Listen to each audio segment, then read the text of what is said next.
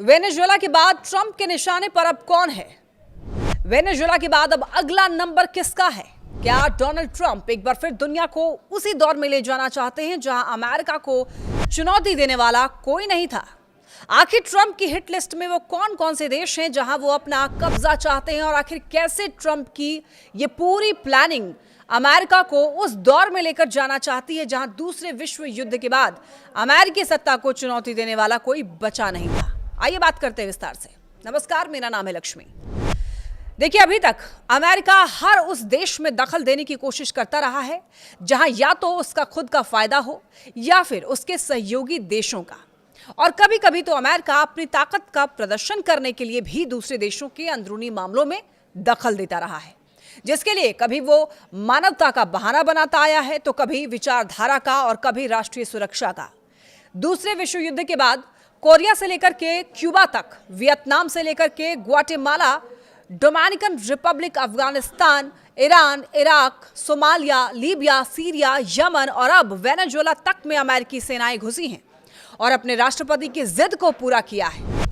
लेकिन अब अमेरिका बदल रहा है, दुनिया को लेकर के उसकी नजर बदल रही है और अब वो दुनिया भर में फैले अपने रायते समेटकर सिर्फ अमेरिका पर ही फोकस करना चाहता है और लौटना चाहता है उस सिद्धांत पर जिसे अमेरिकी राष्ट्रपति जेम्स मुनरो ने 2 दिसंबर 1823 को पेश किया था।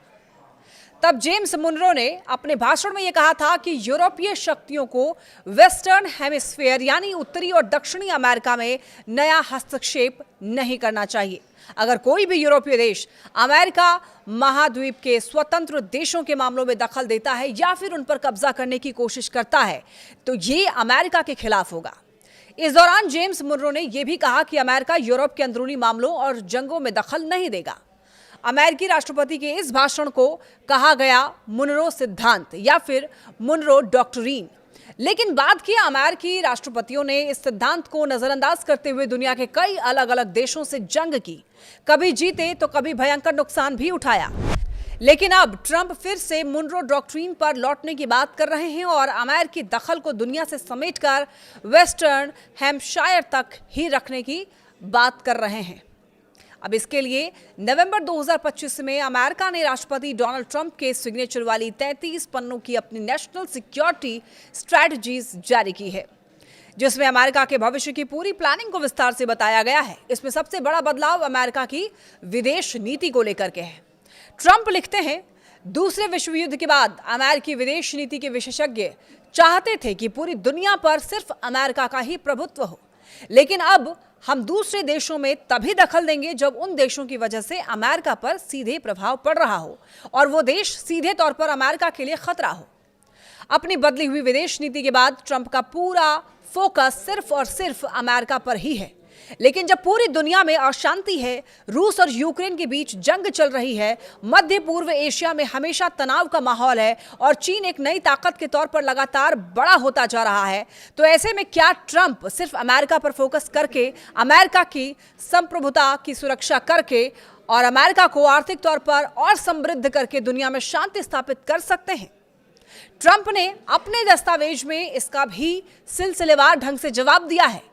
लेकिन उससे पहले आपको यह बता दें कि ट्रंप अमेरिका के लिए अब चाहते क्या हैं। तो देखिए, आपको बता दें कि ट्रंप ये चाहते हैं कि अमेरिका की संप्रभुता, उसकी सीमाएं, उसकी अर्थव्यवस्था और उसकी सांस्कृतिक पहचान की सुरक्षा हो सके। अमेरिकी सीमाओं पर अमेरिकी सेना का पूरी तरीके से नियंत्रण हो और विस्थापन को रोका जा सके।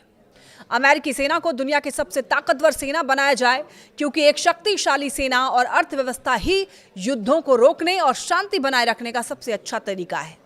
इसके लिए अमेरिका अपनी सेना को आधुनिक बनाने के लिए $1 ट्रिलियन का निवेश करेगा। परमाणु शक्ति से संपन्न अमेरिका को कोई भी न्यूक्लियर हथियारों के बल पर धमका ना पाए। अमेरिका का लक्ष्य दुनिया की सबसे उन्नत परमाणु निवारक शक्ति विकसित करना है। अमेरिका के उद्योग धंधों और उसके एनर्जी बेस को पुनर्स्थापित किया जाए। अपने आर्थिक प्रभुत्व और इनोवेशन को बरकरार रखने में अमेरिका आत्मनिर्भर बने। अमेरिका का सांस्कृतिक पुनरुद्धार हो, जिससे अमेरिकी अपनी महान विरासत पर गर्व करें और उसे बढ़ावा दें। अब ये सब तो ट्रंप अपने मुल्क के लिए चाहते हैं, लेकिन विदेश में दखल दिए बिना ना तो अमेरिका का मन मानता है और ना ही ट्रंप का। तो ट्रंप के पास इसका भी प्लान है। ट्रंप ये चाहते हैं कि पश्चिमी गोलार्ध में अमेरिका के अलावा कोई दूसरी विदेशी ताकत सिर ना उठा पाए।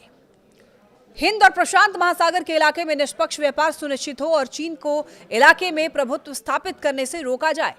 यूरोप की स्वतंत्रता का समर्थन मध्य एवं पूर्व एशिया में बिना जंग किए शांति स्थापित हो, जिसके लिए बातचीत पर जोर दिया जाए।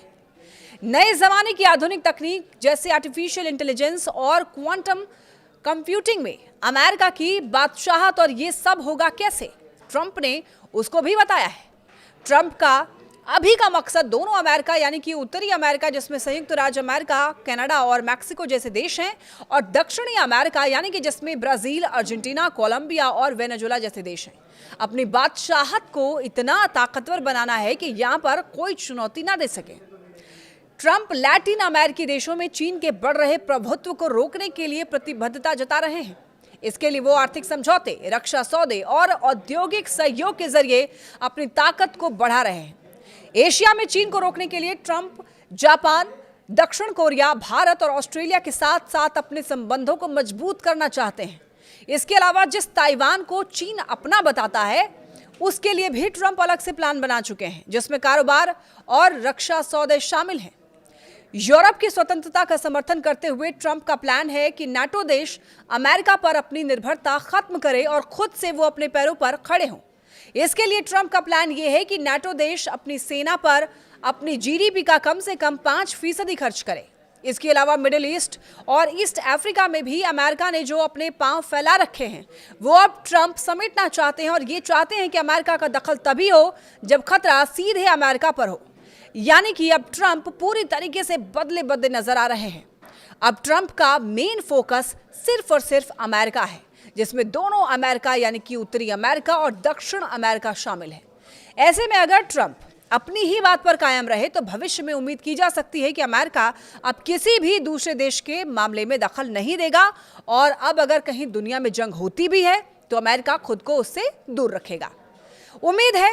उम्मीद पर दुनिया कायम है, लेकिन ट्रंप कब किसकी उम्मीद तोड़ दें ये भी तो नहीं कहा जा सकता है, क्योंकि अभी तो वेनेजुएला की उम्मीदों पर ट्रंप ने बम बरसाए हैं और सेना भेजकर उसके राष्ट्रपति को पकड़कर अपनी जेल में बंद कर दिया है।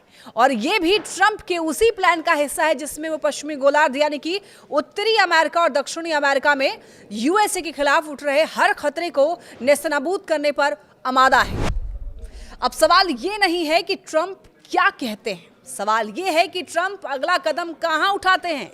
खैर, आपका क्या मानना है? वेनेजुएला के बाद अगला देश कौन हो सकता है? कमेंट में जरूर बताइए, और वीडियो अगर पसंद आया हो तो लाइक करें, शेयर करें और चैनल को सब्सक्राइब करना ना भूलें।